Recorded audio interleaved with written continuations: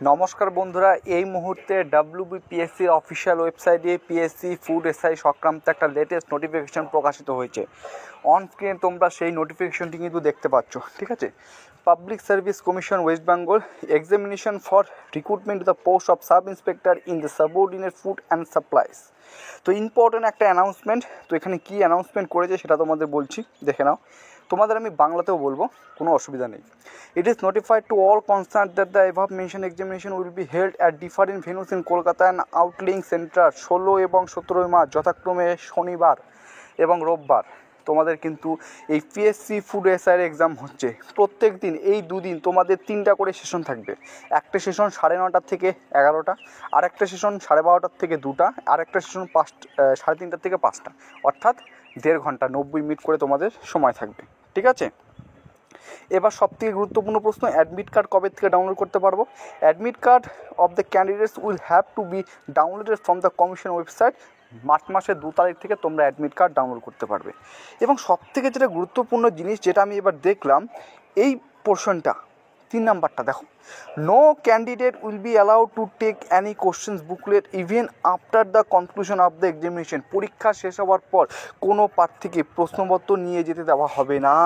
এটাকে যদি আমি একটু বাংলায় বলি তোমাদের সুবিধার জন্য যদি আমি তোমাদের একটু বাংলায় বলি, তো এখানে তোমরা দেখতে পাচ্ছ, ঠিক আছে। বাংলায় পরীক্ষা শেষ হওয়ার পর কোনো প্রার্থীকে প্রশ্নপত্র সমেত যেতে দেওয়া হবে না। অনুগ্রহ করে মনে রাখবেন যে পরীক্ষা শুরু হওয়ার নির্ধারিত সময় 10 মিনিট আগে পরীক্ষার প্রবেশ বন্ধ থাকবে, ঠিক আছে। সময় পাওয়ার পর কোনো পরীক্ষার্থীকে পরীক্ষাস্থলে প্রবেশ করতে দেওয়া হবে না। তো এই জিনিসটা একটু ভালো করে খেয়াল রাখবে। এবং বলছে প্রার্থীদের পরীক্ষার মুদ্রার সময় শৌচাগার ব্যবহার করার অনুমতি নেই প্রয়োজন ছাড়াই, ঠিক আছে। আরেকটা বলছে পরীক্ষার্থীদেরকে পরীক্ষার উদ্দেশ্যে প্রয়োজনীয় জিনিস ব্যতীত অন্য কোনো জিনিস সঙ্গে না আনার পরামর্শ দেওয়া হচ্ছে, যেমন প্রবেশপত্র, পরিচয়পত্র, ছবি ইত্যাদি। পরীক্ষা চলাকালীন প্রাঙ্গণে মোবাইল ফোন, স্মার্ট ঘড়ি, calculator, portable scanner, Bluetooth device যোগাযোগের লঙ্ঘন এবং ক্লিপকোড বহন সহ সম্পূর্ণ নিষিদ্ধ করা হচ্ছে। এই নির্দেশ লঙ্ঘন ভবিষ্যতে পরীক্ষা থেকে নিষেধাজ্ঞা সহ শাস্তিমূলক ব্যবস্থা আকর্ষণ করবে।